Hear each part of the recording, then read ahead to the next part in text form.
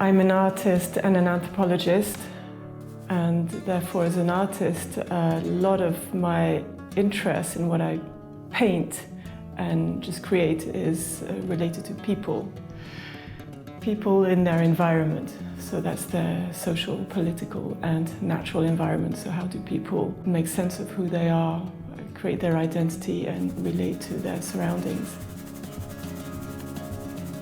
As an artist, I'm classically trained in the sense that I've undergone a training with an old style atelier painter, and it was always with the live model, so there was absolutely no drawing or painting or sculpting from photographs. It was really, you had to have the real thing in front of you and feel it.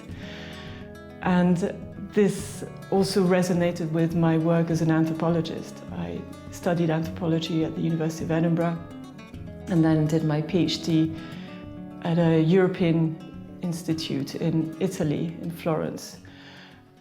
And as an anthropologist, this is pretty much also what you do. Your research is about people with people.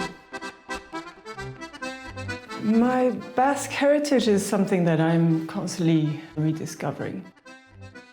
And right now I have this exhibition on of Nevadan Basques with oil painting and charcoal drawings, exhibiting at the City Hall of Reno. I was interested in painting people who have some kind of connection with Basque culture, usually who have Basque lineage, but not necessarily. I mean, that's also what interests me, is what is identity today? How do we identify ourselves? Is it our lineage, our background, or is it what we choose ourselves to be right now in the present? So painting from life is, for me, extremely important. When I can go into more depth into a painting or into a portrait, then I will go use the oils. And the oils, again, I use very simple colors. And just with these four, you can actually mix them up and get all the nuances, all the subtleties, all the different tones that you find in nature.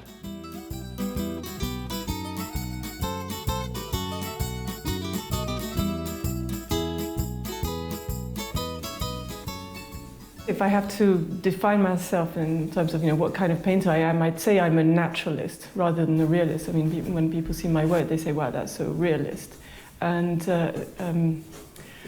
the term realist can be understood in many different ways. I would agree I am a realist, but it's more of a naturalist realist, in that I'm interested in understanding how we see things in as natural a way as possible. So for instance, when I'm looking at somebody, when I'm painting somebody, I'm interested in focusing mainly on the eyes, because when we communicate, we look at each other in the eyes.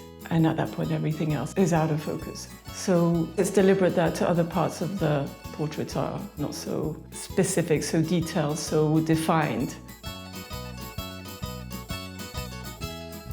But then I want the viewer to have their eyes wander around the painting and notice how they hold their hands, or what are they wearing, how significant is that to the identity of the person. So I will try and draw these things out. There has to be some kind of a journey for the viewer to embark on. Every portrait is a new adventure.